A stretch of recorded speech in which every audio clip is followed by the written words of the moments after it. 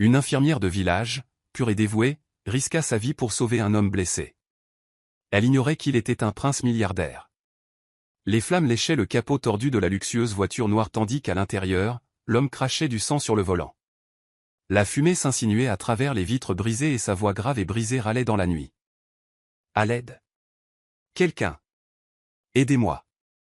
Depuis le bord du chemin de terre, Nia Johnson lâcha sa sacoche. Et courut. Elle ne réfléchit pas. Elle ne le pouvait pas.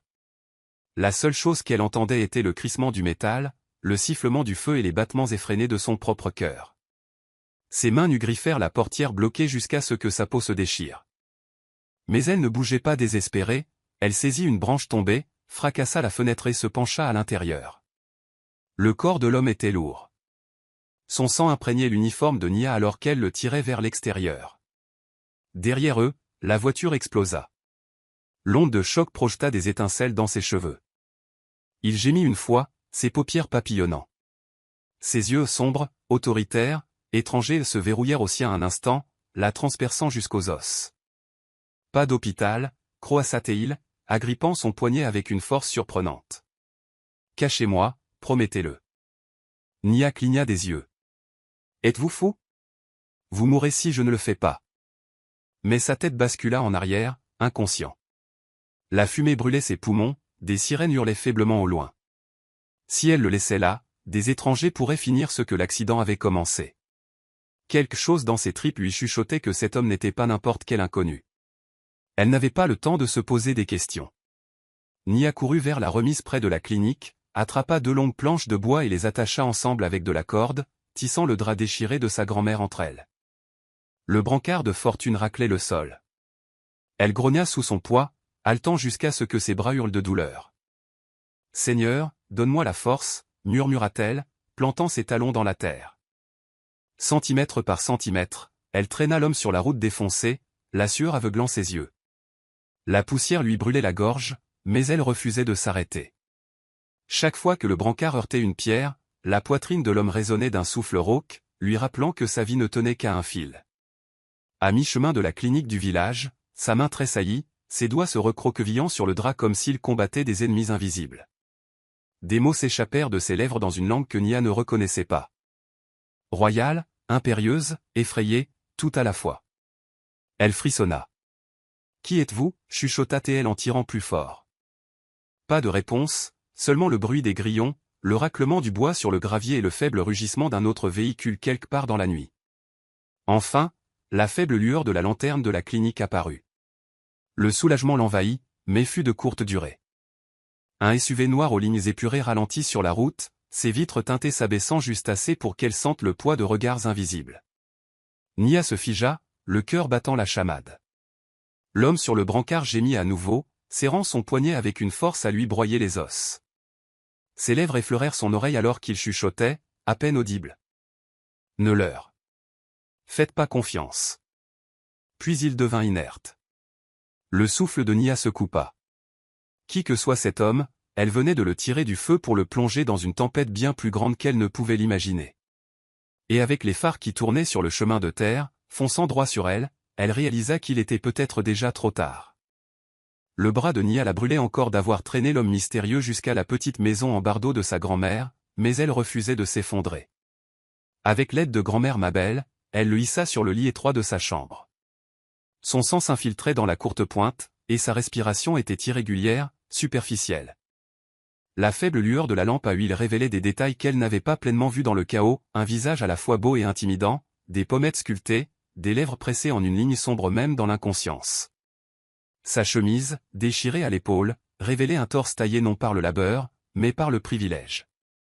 Grand-mère Mabel secoua la tête, pressant un linge humide dans la main de Nia. « Mon enfant, tu as fait entrer une tempête dans cette maison. Les hommes étranges apportent des problèmes étranges. Il serait mort là-bas, » chuchota Nia en essuyant la suie de son visage. Je ne pouvais pas le laisser. Les yeux de sa grand-mère s'adoucirent, mais son ton resta ferme. Alors tu ferais mieux de prier pour savoir ce que tu fais. L'heure suivante, Nia nettoya les plaies, recousit une entaille sur son bras avec des mains tremblantes et apaisa sa fièvre. L'étranger gémit, les paupières battantes, mais ne se réveilla jamais complètement, jusqu'à ce qu'enfin, une voix grave s'élève du lit. Où suis-je? Nia sursauta, manquant de laisser tomber son aiguille.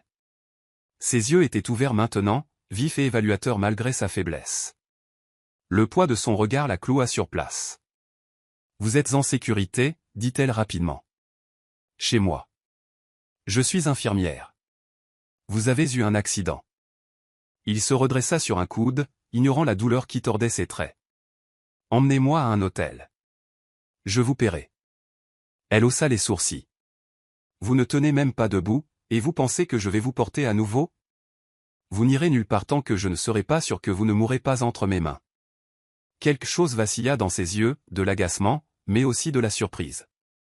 Il n'avait pas l'habitude qu'on lui refuse quoi que ce soit. Vous ne savez pas qui je suis, dit-il lentement, presque comme une menace.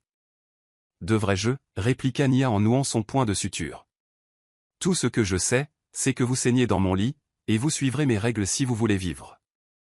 Pour la première fois, le coin de sa bouche tressaillit comme s'il allait rire. Au lieu de cela, il se rallongea, son regard errant dans sa petite chambre, sur le papier peint décollé, l'étagère remplie de manuels médicaux, le tableau de visualisation de sa clinique de rêve épinglé au-dessus du bureau. Ses yeux s'y attardèrent. Vous voulez plus que cette vie, dit-il, la voix basse. Une clinique à vous. Un grand rêve pour une infirmière de village. La chaleur monta aux joues de Nia. Comment savez-vous? Vous écrivez dans votre journal, l'interrompit-il doucement. Et vous l'avez laissé ouvert. Son cœur rata un battement. Il avait lu ces mots privés. Elle arracha le carnet de la table, le foudroyant du regard. Vous n'aviez aucun droit. La porte d'entrée s'ouvrit à la volée avant qu'elle ne puisse finir.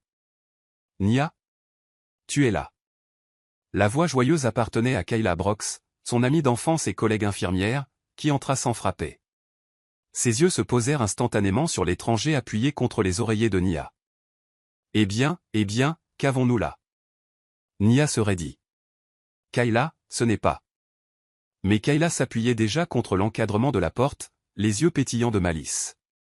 Il est assez bien pour être couché dans ton lit, ma fille. Ne me dis pas que la sainte Nia Johnson a finalement ramené un homme à la maison. Nia devint cramoisie. Ce n'est pas comme ça. Il a eu un accident. Kayla l'ignora, s'adressant directement à l'homme. Et qui pourriez-vous être, beau gosse? Les lèvres de l'étranger s'incurvèrent, son arrogance revenant comme une cape. Juste un homme d'affaires de passage. Rien de plus. Le rire de Kayla était doux et taquin. Homme d'affaires, hein? Avec une voiture comme ça, vous devez très bien réussir. Elle s'approcha, époussetant une poussière invisible sur sa manche. Nia sentit quelque chose de brûlant se tordre dans son estomac. Elle détestait à quel point cela la dérangeait, détestait la façon dont le flirt enjoué de Kayla semblait lui plaire. Assez, dit-elle fermement. Il a besoin de repos. Tu devrais partir. Kayla haussa un sourcil, souriant en coin. Très bien. Mais ne garde pas tout le plaisir pour toi. Avec un clin d'œil, elle s'éclipsa finalement. La pièce redevint silencieuse. Nia évitait ses yeux en rassemblant les chiffons ensanglantés, mais sa voix la suivit, riche et troublante. Vous me défendez comme si je vous appartenais, murmura-t-il. Est-ce le cas? Nia se retourna, les mots coincés dans sa gorge. Mais avant qu'elle ne puisse répondre, son regard s'adoucit, juste le temps d'une respiration, avant qu'il ne ferme les yeux à nouveau, l'excluant complètement. Elle pressa sa paume contre son cœur qui s'emballait, réalisant avec un frisson que sa vie avait déjà changé au moment où elle l'avait tiré de ce feu. Et quels que soient les secrets qu'il portait, ils étaient sur le point de l'entraîner plus profondément qu'elle ne l'aurait jamais imaginé. Au matin, le secret s'échappait déjà par les fissures. Nia n'avait même pas fini de frotter le sang de Malik sur les draps que les murmures commençaient à s'enrouler dans le village comme de la fumée. Tu as vu Nia traîner cet homme sur un brancard à travers les pins. Ils disent qu'il n'est pas d'ici. Tu as vu cette montre à son poignet? Sa grand-mère est devenue molle, la laissant garder un étranger sous son toit. Indécent. Nia garda la tête baissée sur le chemin de la clinique, mais elle sentait les yeux la suivre. Les mères faisaient taire leurs enfants à son passage, et les femmes du diacre échangeaient des regards entendus. Au moment où elle rentra chez elle, le chef Otis Jackson lui-même l'attendait sous le porche, les bras croisés sur sa large poitrine. Jeune fille, gronda-t-il, les gens parlent. Ils disent que tu as amené un homme étrange dans ta maison sans avoir le bon sens de dire à quiconque qui il est. Nia se hérissa. C'est mon patient, chef. Il se vidait de son sang. Qu'aurais-je dû faire? Le laisser sur la route? Les yeux d'Otis s'adoucirent un instant, mais sa voix resta dure. Tu es une bonne fille, Nia. Tout le monde le sait. Mais les bonnes filles peuvent perdre leur réputation plus vite qu'un orage d'été ne lave un chemin de terre. Tu dois être prudente. Derrière la porte, Nia pouvait entendre l'étranger bouger sur son lit. Elle resserra sa prise sur sa sacoche. Prudente ou pas, je ne laisserai pas un homme mourir juste pour empêcher les langues de se délier. Otis soupira, secouant la tête. Ne le laisse juste pas t'apporter des ennuis, enfant. Il inclina son chapeau et s'éloigna, la laissant avec un sentiment de vide dans la poitrine. À l'intérieur, Malik était assis à moitié redressé, les bandages sur ses bras tranchant sur sa peau brune. Son expression était illisible, mais elle savait qu'il avait entendu chaque mot. Vous risquez beaucoup pour quelqu'un que vous ne connaissez pas, dit-il doucement. Nia se tourna vers lui, la frustration débordant. Et vous risquez toute ma vie en débarquant au milieu de la nuit, en saignant et en exigeant des secrets. Qui êtes-vous vraiment? Mais Malik se contenta de s'appuyer contre les oreillers. Quelqu'un qui n'a pas sa place ici. C'est tout ce que vous avez besoin de savoir. Loin de là, dans la cité royale, la vérité de son absence semait le chaos. Dans les salles de marbre du palais Obé, la reine mère Imani faisait les 100 pas, ses robes dorées traînant derrière elle. 3 jours. 3 jours que mon fils a disparu, et vous ne me dites rien, lança-t-elle aux gardes. Sa voix, tranchante comme du verre, résonna sur les plafonds sculptés. De l'ombre, le prince Jabari Williams, le jeune frère de Malik, s'avança, les lèvres courbées en un masque d'inquiétude. Mère, je vais le trouver. J'ai déjà envoyé des hommes fouiller les routes. L'insouciance de Malik nous embarrasse tous. Peut-être ne veut-il pas être trouvé. Les yeux d'Imani se plissèrent, mais elle laissa ses mots flotter. Jabari s'inclina, cachant la lueur de triomphe dans son regard. Ce même soir, à travers la ville, Selena Dubois sirotait du champagne dans un salon sur le toit. Son téléphone vibra avec un message d'un de ses contacts de blog à Potin. La rumeur dit que le prince n'a pas été vu depuis des jours. Selena sourit lentement, ses lèvres peintes s'incurvant comme une lame. Oh, Malik, ronronna-t-elle, tapotant un ongle manucuré contre son verre. Si tu ne restes pas sous les projecteurs, je t'y traînerai moi-même. D'un poste rapide, elle fit fuiter la rumeur à la presse, le prince Malik disparut après un mystérieux accident. De retour au village, Nia soigna la fièvre de Malik toute la nuit, écoutant le chant des grillons. Il bougeait sans cesse, marmonnant parfois dans cette langue étrange, d'autres fois serrant sa main comme s'il se noyait dans des souvenirs qu'elle ne pouvait pas voir. Quand elle essaya de lui demander d'où il venait, il chuchota seulement, « S'il me trouve ici, vous serez en danger aussi. » Le pouls de Nia s'arrêta. « Qui ça, il ?» Mais il détourna le visage. Dans la ville, les gros titres hurlaient, « Le prince Malik disparu ». Dans le village, Nia le regardait transpirer à travers un autre rêve fiévreux, réalisant avec un frisson que si les rumeurs étaient vraies, l'homme dans son lit était bien plus dangereux et important qu'elle ne l'avait jamais imaginé. À l'aube, Malik essayait déjà de se lever du lit de Nia. Ses mouvements étaient lents mais délibérés, comme un soldat refusant de céder. « Je ne peux pas rester ici », marmonna-t-il en balançant ses jambes vers le sol. Nia se précipita, pressant une main sur sa poitrine. « Avez-vous perdu l'esprit ? Vous pouvez à peine respirer sans grimacer. » Sa mâchoire se serra. « Cet endroit. Il est trop exposé. Je dois partir avant. » Il vacilla soudainement, ses genoux flanchants. Nia le rattrapa juste à temps, sa petite silhouette luttant contre son poids.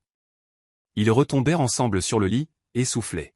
« Imbécile têtu », lâcha-t-elle, attrapant un linge humide pour rafraîchir sa peau fiévreuse. « Vous allez vous tuer avant que quelqu'un d'autre ne le fasse. » Un instant, ses yeux féroces rencontrèrent les siens, quelque chose de vulnérable y vacillant. Puis il détourna le regard, la laissant le soigner en silence. Cet après-midi-là, Nia le conduisit prudemment à la clinique du village. Malik s'appuyait sur son bras, les épaules rigides de fierté, mais son regard changea en entrant. Les sols en linoléum fissuré, les lits rouillés et les étagères vides de médicaments parlaient plus fort que les mots. « C'est ce que nous avons, dit Nia en sortant des bandages d'un tiroir presque vide. Les gens viennent ici malades, en sang, priant pour que je puisse les aider, et tout ce que j'ai, ce sont des miettes.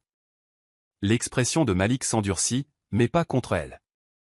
Il toucha le bord d'une chaise cassée, puis la regarda avec une intensité qui la surprit. Vous ne devriez pas avoir à vous battre comme ça. Elle eut un petit rire amer. Dans mon monde, tout le monde se bat comme ça. Plus tard, alors qu'elle le laissait se reposer dans le petit bureau de la clinique, Malik sortit un téléphone de sa poche, un appareil élégant qu'il avait caché sous sa veste. Son pouce plana sur la ligne cryptée vers son équipe de sécurité. D'un seul appel, il pouvait faire venir des hélicoptères, des médecins, des gardes. Mais son regard s'attarda sur le tableau de visualisation de Nia épinglé au-dessus du bureau, couvert de croquis d'une future clinique dont elle ne pouvait que rêver. Il glissa le téléphone dans sa poche, sans appuyer sur envoyer. Ce soir-là, un groupe d'enfants du village aperçut Malik boitant le long du chemin à l'extérieur. Leurs yeux s'écarquillèrent à la vue de ses chaussures coûteuses et de son port royal. « Monsieur, vous pouvez jouer au ballon avec nous ?» demanda timidement un garçon en tendant un ballon de football abîmé. Malik haussa un sourcil. « Je ne. » Mais avant qu'il ne puisse finir, un autre enfant tira sur sa manche, et d'une manière ou d'une autre, il se retrouva à lancer maladroitement le ballon. Les enfants éclatèrent de rire quand il manqua la réception, et à sa propre surprise, un rire s'échappa aussi de sa poitrine. Rugueux, non poli, mais réel. Nia se tenait à la porte de la clinique, le regardant les bras croisés. Le prince qui se portait comme de l'acier semblait presque humain entouré d'enfants. Quand le jeu se termina, Malik rendit le ballon. Ses lèvres étaient encore légèrement courbées. Il croisa le regard de Nia et marcha vers elle. « Vous m'avez sauvé, dit-il doucement. Pas seulement du feu. De moi-même. » Nia cligna des yeux, déstabilisée par la sincérité de son ton. Elle ouvrit la bouche pour répondre, mais des phares balayèrent soudainement la route. Un SUV élégant ralentit devant la clinique, les vitres teintées s'abaissant juste assez pour qu'elle voie le reflet d'un objectif d'appareil photo. L'expression de Malik changea instantanément, la douceur disparut, remplacée par un tranchant froid. Il agrippa le bras de Nia, l'attirant à l'intérieur alors que la voiture tournait au ralenti dehors. « Ils m'ont trouvé » chuchota-t-il, les yeux durs comme la pierre. Le souffle de Nia se coupa. Elle réalisa avec effroi que ce qu'il fuyait avait finalement atteint son seuil, et qu'elle n'était plus juste une infirmière protégeant un patient. Elle était au milieu de quelque chose de bien plus grand que son village ne pouvait contenir. Le lendemain matin, ce n'était plus un seul véhicule, mais un convoi royal complet. Des gardes en costume sombre se déployèrent. Un homme avec un badge s'avança. « Cible localisée », dit-il dans un micro. « Votre Altesse. » Les mots claquèrent comme un fouet. Nia cligna des yeux. « Votre Altesse ?» Le garde s'inclina. « Prince Malik Obey-Williams, votre famille vous cherche jour et nuit. Nous devons vous escorter à la maison immédiatement, prince. » Les mots percutèrent sa poitrine. Elle se tourna vers Malik, la voix tremblante. « Comment vient-il de vous appeler ? » « Ce n'était pas sûr de te le dire, » dit Malik, le regret vacillant sur son visage. « Vous m'avez menti. Vous m'avez laissé croire que vous étiez juste un homme d'affaires perdu. Alors que vous êtes un prince ?» Le village entier regardait. Les flashs des caméras crépitaient. Malik tenta de lui prendre la main. « Je te rembourserai, Nia. Ta clinique, ton avenir. Je réaliserai tout ça. »« Je ne veux pas de votre argent, » dit-elle, la gorge serrée. « Je voulais de l'honnêteté. » Les gardes l'éloignèrent. « Votre Altesse, le temps presse. » Malik fut avalé par le convoi. Nia resta seule dans la poussière, le cœur brisé, alors que les villageois commençaient déjà à murmurer, mi-admiratifs, mi-scandalisés. Mais ce n'était pas la fin. Quelques jours plus tard, une sommation royale arriva. Par décret de la reine Mary Imani Obey-Williams, l'infirmière Nia Johnson est convoquée au palais royal. Grand-mère Mabel frappa le sol de sa canne. « Vas-y la tête haute, Nia. Tu as été choisie par Dieu cette nuit-là. » Le palais était un monde de marbre et de mépris. Lors du grand dîner, Nia, dans sa robe simple, fut la cible des moqueries de la cour et de Selena Dubois, qui portait une robe écarlate et s'affichait au bras de Malik. « Dites-moi, cher enfant, » lança la reine-mère devant toute la cour, « avez-vous pratiqué vos soins dans cette petite cabane ou dans les poulaillers ? Les rires fusèrent. Nia retint ses larmes. Mais Malik se leva, furieux. Assez. Sa voix tonna. Cette femme m'a sauvé la vie quand la mort avait déjà ses mains sur moi. Aucun de vous dans cette salle ne peut en dire autant. Montrez-lui le respect qui lui est dû, ou vous aurez affaire à moi. Il prit la main de Nia sous la table.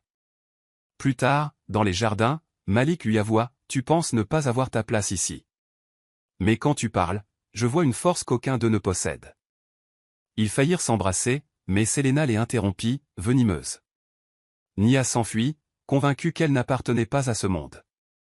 Malik jura alors de lui prouver le contraire. Malik vint au village le lendemain. Pas en prince, mais en homme. Il apporta des camions entiers de fournitures médicales, finançant la clinique de rêve de Nia. Il travailla de ses mains, portant des caisses, gagnant le respect du chef Otis. Devant tout le village rassemblé, il mit un genou à terre dans la poussière. Nia Johnson, tu m'as sauvé de la mort. Tu m'as montré un amour plus profond que le pouvoir. Veux-tu être ma femme? Oui, pleura-t-elle. Oui, Malik. Mais l'ombre de Jabari planait. Des tentatives d'assassinat, des fusillades au palais où Nia protégea Malik de son propre corps, et enfin, l'enlèvement. Jabari kidnappa Nia et l'emmena sur les quais abandonnés. Il exigea que Malik renonce au trône en échange de sa vie. Malik arriva, désarmé. Je renonce à ma prétention au trône. Laisse-la vivre. Non, hurla Nia, attachée au poteau. Ne fais pas ça. Je préfère mourir debout que de te voir en paix. Batte-toi, Malik. Inspiré par sa force, Malik sortit une dague cachée. Le combat fut brutal. Marcus, le détective loyal, et les gardes arrivèrent juste à temps. Jabari fut blessé et arrêté, ses complots exposés par Selena qui, voyant le vent tourner, avait tout enregistré pour sauver sa propre peau. Le jour du jugement, Jabari fut exilé. La reine-mère, témoin de la bravoure et de l'amour inébranlable de Nia, s'inclina enfin. « Tu as placé ton corps entre mon fils et la mort, » dit Imani. « Pour cela, je ne peux nier ta place à ses côtés. Non comme infirmière, mais comme future reine. » Lors du couronnement, Malik ne regarda que Nia. Il s'agenouilla à nouveau devant elle, cette fois avec la couronne sur la tête. « J'ai une couronne d'or, mais ce n'est rien comparé à la couronne de ton amour. » Des mois plus tard, la nouvelle clinique Johnson prospérait. Malik et Nia, main dans la main, regardaient leur œuvre. Ils avaient survécu au feu, au sang et à la trahison. L'amour est la plus grande des couronnes, murmura Nia. Et ensemble, ils avancèrent vers l'avenir. Si j'ai pu illuminer votre journée, commentez Monsieur Hope, vous avez refait ma journée.